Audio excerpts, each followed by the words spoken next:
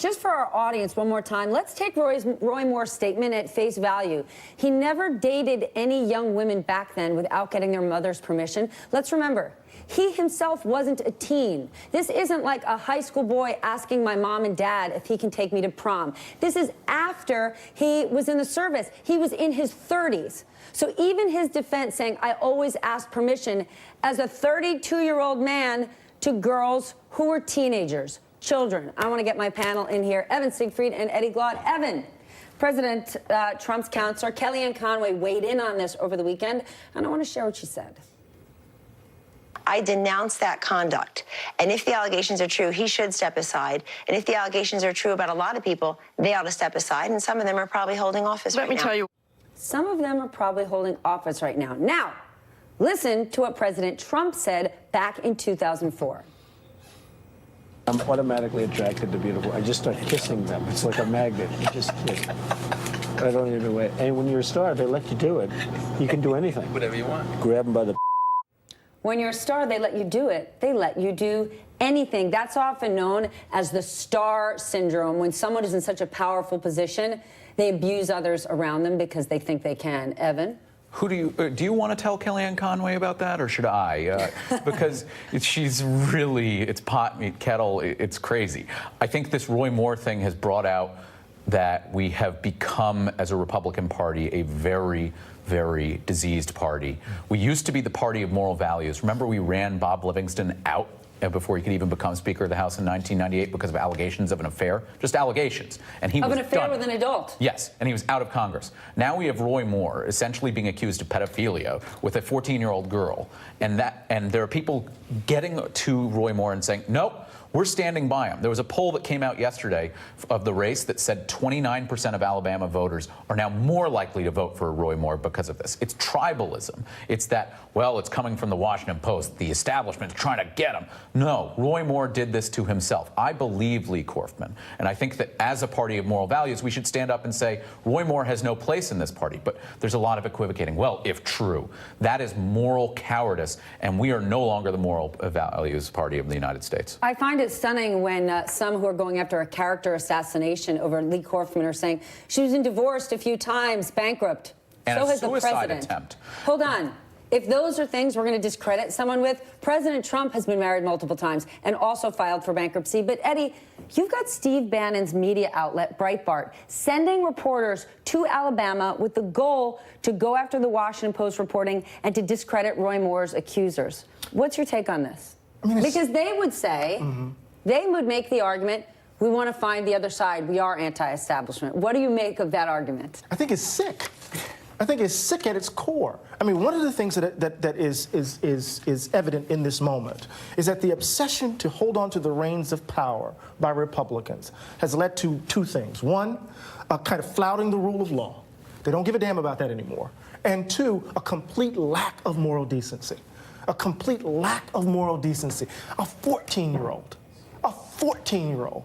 If that was my daughter, if that's your daughter, if that's your niece, a 14-year-old, what, 32-year-old man, and you're iffing and butting, you're trying to put conditionals down, there's something fundamentally rotten at the core. And it's not just Donald Trump. It's But how about the fact that both things could be true? It could be a political hit job, and it could be true. And if it is, what does it say about the state of Alabama? And we hear people say, listen, even if he did it, I'd rather vote for Roy Moore than a Democrat. It goes I don't even back understand to that tribalism and that we've been poisoning the well because we're such a divided nation where Democrats think that Republicans are completely evil at the core and vice versa. And when you have only far right and far left people voting in primaries, you only get more and more extremes. But Evan, and why can't this be a chance to come together? It doesn't have to be Republicans or Democrats. Because you have bad people in both parties attacking Roy Moore for being Roy Moore. What happens beyond Democrat and Republican? It's a 14-year-old girl, a 32-year-old man.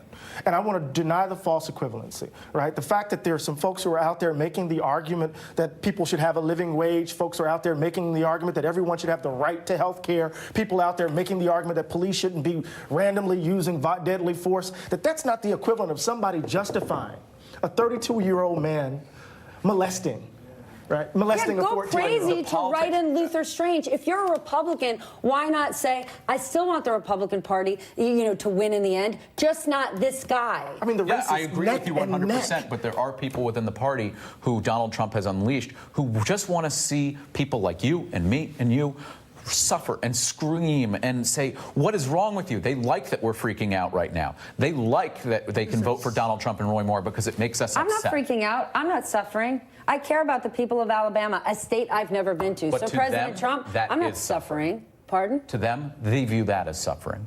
And how we're actually talking about it and how we're outraged that he wanted to date a 14-year-old girl and probably forced himself Okay, well, upon her. guess what? Here's a silver lining. For those of us who aren't suffering, maybe we have shined a light on a part of the country or a community that allows this kind of behavior. Because those 14-year-old girls and the girls who will turn 14 tomorrow and next year and the year after that, they're victims. Absolutely. And maybe what we're doing today is going to change that going forward, because that is perverse. We got an amazing video to show you out of Poland. That is where 60,000 people, including families, held a massive weekend march, chanting Nazi slogans and declaring support for white Europe. Today, the Polish government said it strongly condemns racist remarks, but insisted the march was largely an expression of patriotism. I got to get my panel back in here. Evan Siegfried, Eddie Gloyd. Evan, this is astounding. We cannot forget that it was Nazis that invaded Poland in 1939, bombed its cities, and ultimately killed 3 million people. Now on the streets of Poland, they're celebrating this? Help me out. They were going out and they were chanting clean blood and calling for an Islamic Holocaust. And you'd think that the Polish government would say, this is wrong and this shouldn't be happening. But the Interior Minister called it a beautiful sight. You had the state broadcasting, which parrots the Polish leaders' talking points, calling it a great march of patriots. There's something very wrong which is going through European society when we have these leaders going out and endorsing such. Eddie, what Disgusting. gives here? There's ugliness over there. There's ugliness here. I mean, this is the Law and Justice Party that invited Trump to speak. This is the Law and Justice Party that put all of the pomp and circumstance out. This is the Law and Justice Party that was really excited that Trump cited, "We want God," that slogan, that verse from the old nationalist song. This is really ugly, and it's reflective of where we are as a country and the globe. And the world. Beware, this is happening around the world on our planet.